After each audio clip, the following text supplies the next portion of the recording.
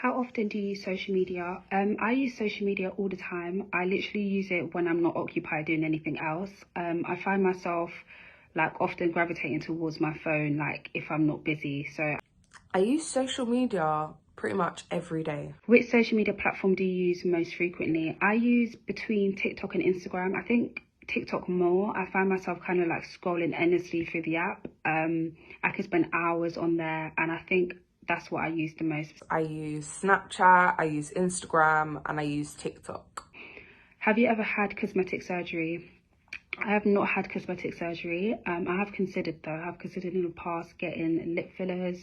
I'm still kind of considering it now even, but I've not actually gone ahead and had any cosmetic surgery done. Do you think social media plays a part in how you view your own body? How?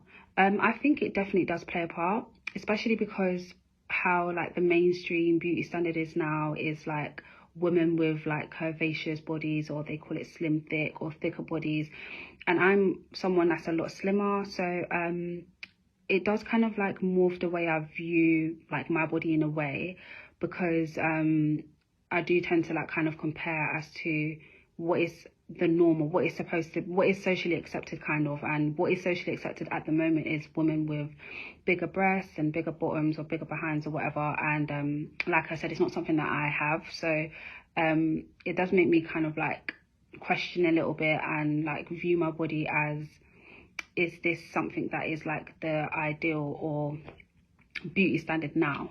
I would say yes and no, or I would say it used to. Like when I was a teenager, being on social media was literally terrible for me, because I would look at all of these girls, you know, with the really slim waist and then the hips and the bum, and like what is seemed to be the perfect body.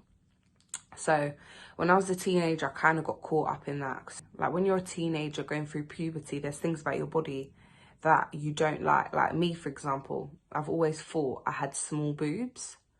And I thought to myself, like when I was younger, I used to look at people and I'd be like, oh my God, if only I just got a boob job. Maybe this is like, maybe I can fix this. But as I got older, I realised that this is actually me. There's no change in you. You've just got to learn to love you. Have you ever used any photo editing apps, for example Facetune, Face app? So yeah, I have. I've used Facetune. I still use Facetune. I don't necessarily take pictures a lot, but when I do take pictures, I use Facetune. But it's more so to kind of like edit lighting, make the picture a lot clearer if it's blurry. It's not necessarily to kind of like edit my body in any way. I try to avoid doing stuff. I used to do that actually, but I kind of avoid doing stuff like that now because I know the long-term like kind of damages from doing that. So have I ever used any face editing apps?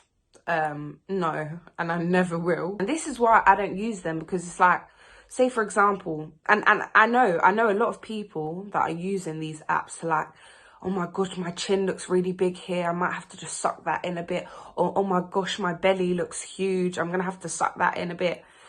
And I just feel like this makes the problem worse. So what happens when you go out into the real world to see somebody for the first time, or see somebody that you haven't seen in a while, and what you've posted is a completely different version to what you actually are?